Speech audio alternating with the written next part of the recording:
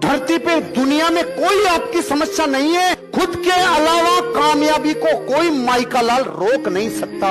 अगर आप कामयाब जीवन में हो नहीं रहे हो तो आप ही वजह हो, दूसरा नहीं है, आप ही हो, कोई दूसरा नहीं है।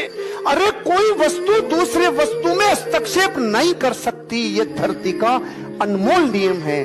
आप अपनी जिंदगी की बीमारी खुद बन जाते हो।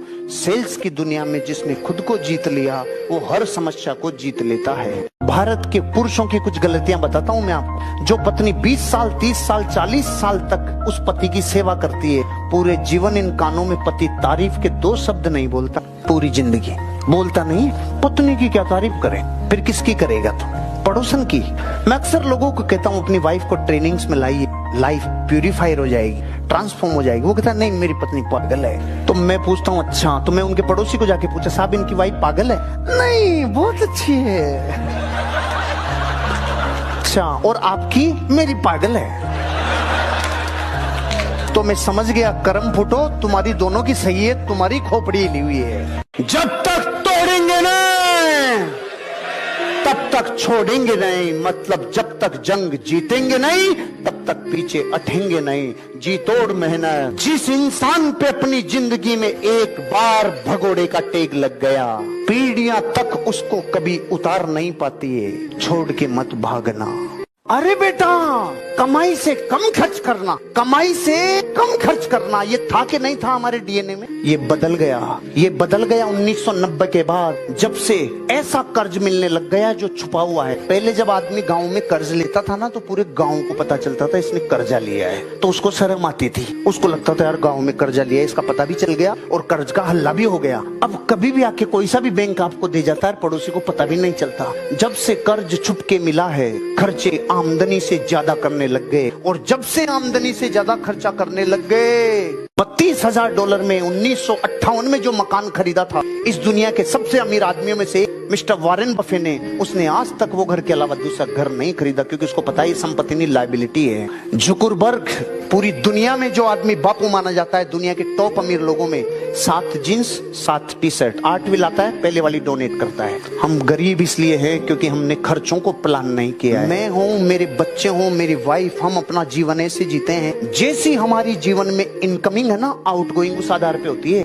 वो आउटगोइंग का एक एक का हिसाब है। मेरा बच्चा जो भी 7 साल का, उसको पता है पापा की आज तक की इनकमिंग नेटवर्थ कितनी है, कैसे आया है, कितनी मेहनत से आया होगा। मेरी बच्ची को पता है। जब भी मैं क्राइसिस में हुआ पिछले 2012 से लेके 12 और 16 2 मंदियां देखी मैंने लाइव की, मेरे बच्चों ने फुल सपोर्ट किया। नहीं पापा अभी घूमने नहीं चलेंगे, अभी दुबई नहीं चलेंगे। उन्होंने 3 महीने प्रोग्राम पोस्टपोन किया। उनको ये पता है कि जिंदगी में आमदनी से ज्यादा खर्चा करते ही जहाज डूबेगा।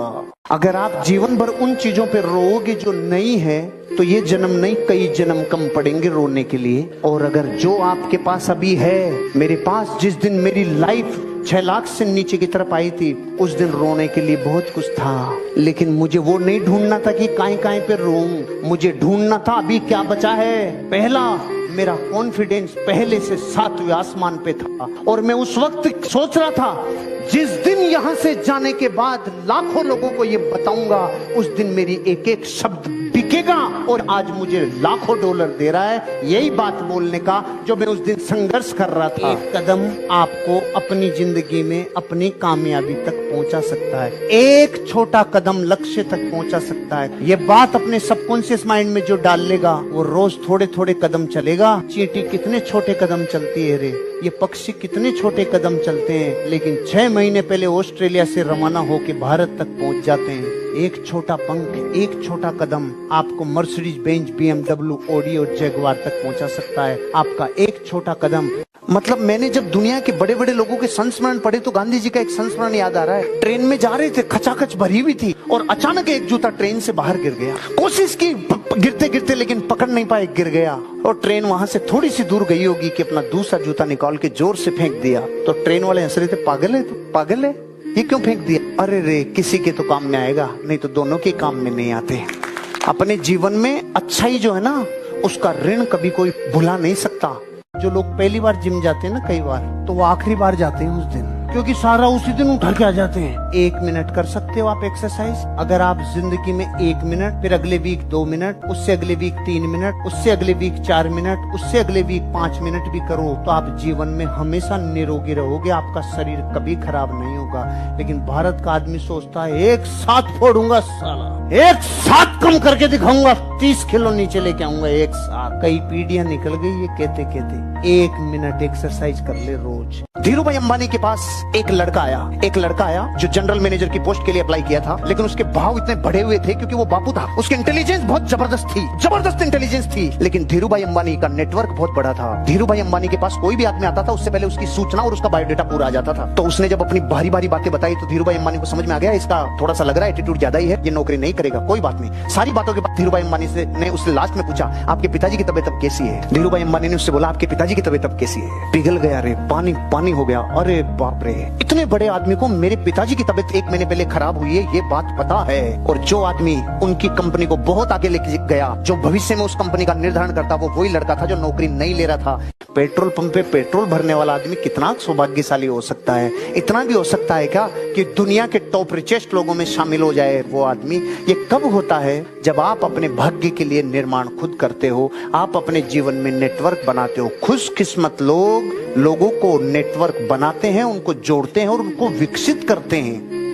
एक लड़का था जिसका नाम था दिलीप। वो लड़का, उसके पिताजी की डेथ जल्दी हो गई। वो केवल म्यूजिक बजाना जानता था। वो छोटा मोटा काम करने लगा, थोड़ी शादी ब्याह में जाके गाने लगा, कुछ कहने लगा, कुछ म्यूजिक देने लगा। फिर वो जाके एक बार अपनी फ्रेंड थी उसकी शारदा, उसकी पार्टी में गया तो वहां पे आया था एक व्यक्ति जिसको लोग दुनिया मणिरत्नम के नाम से जानती है। शारदा ने इस लड़के के बारे में सिर्फ स्टोरी उसको बताई मणिरत्नम को। मणिरत्नम ने उसकी परफॉर्मेंस को देखा। एक दिन मणिरत्नम ने उसको बुलाया और बुलाने के बाद उसको मौका दिया रोजा फिल्म में। और दुनिया अब उस दिलीप को AR रहमान के नाम से जानती है। अगर वो दिलीप नाम का लड़का अगर शारदा लड़की के यहाँ मिलने नहीं जाता और उससे उसके रिश्ते नहीं होते तो मणिरत्नम मिलता क्या?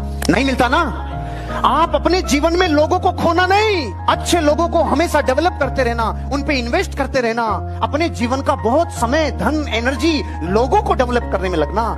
इंग्लैंड में रोज बारिश होती है, फिर भी वहां पे जो प्राइवेट कंपनियां पानी सप्लाई करती है, उन्होंने कहा कि पानी की कमी हो गई, हम पानी 2 टाइम सप्लाई नहीं कर सकते। तो वहां की जनता ने आंदोलन कर दिया, जिस देश में रोज पानी की बारिश होती है वहां पानी कैसे कम पड़ सकता है? उन्होंने रिट लगाई वहां पर, पब्लिक रिट। और पब्लिक रिट में जब पता चला कि जो पाइपलाइनें थी ना इंग्लैंड की, वो जो पानी की पाइपलाइनें से पानी सप्लाई करती थी प्राइवेट कंपनियां, उन पाइपलाइनों में कई जगहों पे छेद हो गए थे जिससे पानी रिसाव हो रहा था। जिन पाइपलाइनों की जीवन में मरम्मत नहीं होती उनमें पानी का रिसाव होता है। जिनकी दौलत की खिड़कियां, जिनकी दौलत की विज्ञान की खिड़कियों की मरम्मत नहीं होती, उनके पास धन कभी नहीं टिकता। टायर पंचर, हवा निकलती चली जाती है और पता ही नहीं चलता जीवन में कितना आया और कितना गया। लोग सोचते हैं कि हमें अब फाइनेंस की तरफ भागना है, अब तेज गति से धन दौलत कमानी है। अरे सीधी व्यक्तिगत विकास की छड़ो भैया। कितना निखार आया, बोलचाल में कितना एक्सपर्टाइज आई, कितनी नई वोकेबलरी डेवलप की,